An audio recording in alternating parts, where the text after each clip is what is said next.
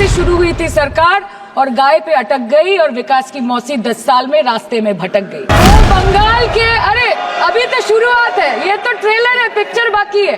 समय गेले साधन होबे ना, इसका मतलब यही है कि अगर समय चला गया तो साधना नहीं होगी, अगर भक्त रूठ गए तो आराधना नहीं होगी।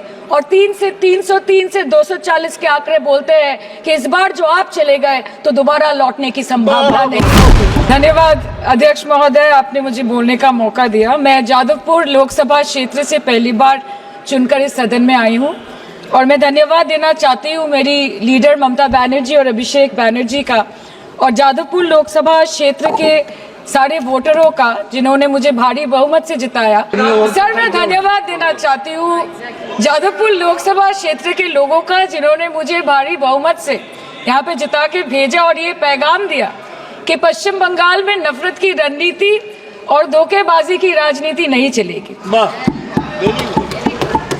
अध्यक्ष महोदय, मैं उम्मीद करूंगी कि आज आप मुझे पूरा बोलने का मौका दें, क्योंकि हाल ही में हुए नीति आयोग की जो मीटिंग हुई थी वहां पे हमारी माननीय मुख्यमंत्री, जो देश की एकमात्र महिला मुख्यमंत्री भी है, उनका माइक बीच राह में ऑफ कर दिया गया था। वो बंगाल के अरे अभी तो शुरुआत है, ये तो ट्रेलर है, पिक्चर बाकी है। अध्यक्ष महोदय, मैं आपसे ये बोलना चाहती हूँ कि वो बंगाल के हक के लिए यहाँ पे सवाल उठाने आई थी। सर, नीट के घोटाले से लेके जीएसटी के बोझ तक, एयरपोर्ट की छत टूट जाने से लेके रेल पटरी से छूट जाने तक, तृणमूल कांग्रेस के सदस्य, हर सांसद देश के हर गंभीर मुद्दे पर चर्चा करेंगे। बस यही आपको बोलना था। 70% of India's rural poor depend on livestock and farm animals. But does this sector get what it deserves? इसका जवाब अगर आप देश के किसान से पूछेंगे तो वो आपको यही बात बोलेंगे कि चाय से शुरू हुई थी सरकार और गाय पे अटक गई और विकास की मौसी 10 साल में रास्ते में भटक गई। तो सर, पहले खाना ही नहीं मिला, फॉडर क्राइसिस, फिर मिल भी जाए तो इतना महंगा कि किसान खरीद ही नहीं पा रहा है, फॉडर इन्फ्लेशन, और सर खाना मिल भी जाए तो पशुओं की बीमारी। उससे मुकाबला करने के लिए इस सरकार ने क्या किया?